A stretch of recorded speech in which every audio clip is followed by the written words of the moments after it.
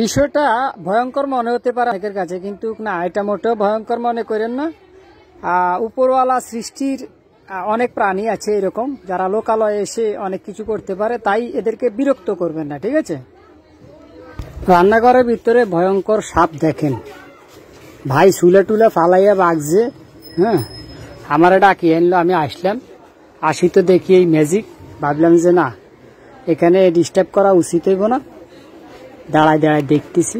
ওই যে দেখছেন চুলের মধ্যে আগুন জ্বলতেছে, উপরে চুলের উপরে ভাতের পাতিল।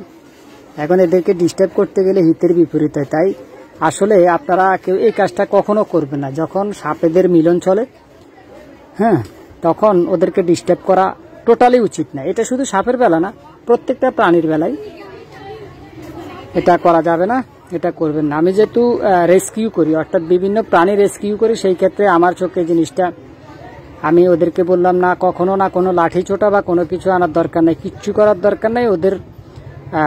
ওরা এখান থেকে অটোমেটিক্যালি চলে যাবে যখন ওদের কাজ শেষ হবে। তাই সবাই বললাম আপনারা সামনে যাইয়েন না, একটু দূর থেকে বিষয়টা লক্ষ্য করেন, দেখেন। আমিও সেরকমটাই করতেছি।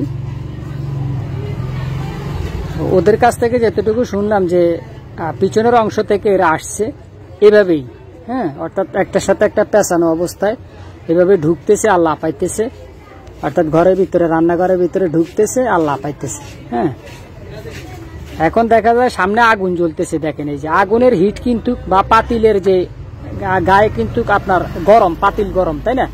ওই পাতিলের মধ্যেও কিন্তু ওদের বডি লাগতেছে, এই যে খেয়াল করেন। আবার আগুনের মধ্যেও তাপটা লাগতেছে, আগুনের যে তাপ, এই যে দেখেন। কিন্তু তারপরেও কি ওরা আসলে সইতেছে না, বিষয়টা এরকম আর কি।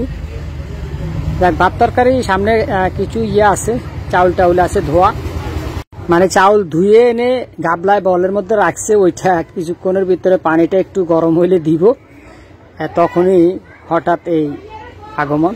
তো এখানে যে সাপগুলো আসলে দেখতেছেন, এটা কি ধরনের সাপ? হ্যাঁ, আমরা অনেকে এটার অনেকটা কালার দুধরাজের মতো, অর্থাৎ দুধরাজ বলি, আবার অনেকে দুইজা বাড়া বলতে পারেন। হ্যাঁ, তো এইরকমটা অনেক কালার। এটা কোনো খইয়া নক্কাপ বা কিংকোবরা, হ্যাঁ, বা কালিয়া নক্কাপ আমরা যেটা বলি, এটা হানক্কাপের জাত না। কারণ হানক্কাপের মাথার মধ্যে একটা মানে ছ্যাপটা করে রাখে, হ্যাঁ, ফোঁস ফোঁস একটা শব্দ থাকে, এটার কিন্তু মাথা ওই ছ্যাপটাটা হয় না।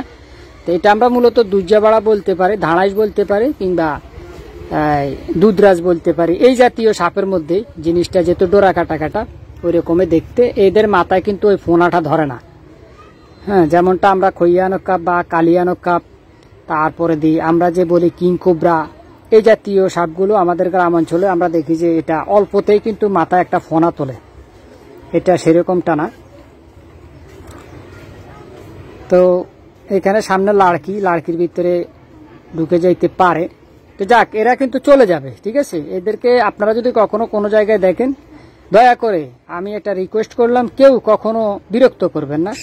ওরা চলে যাবে, ওদের কাজ শেষ হলে ওরা চলে যাবে, এটাই স্বাভাবিক। প্রকৃতির নিয়মেই চলে, আপনারা ওদেরকে বাধা সৃষ্টি করবেন না।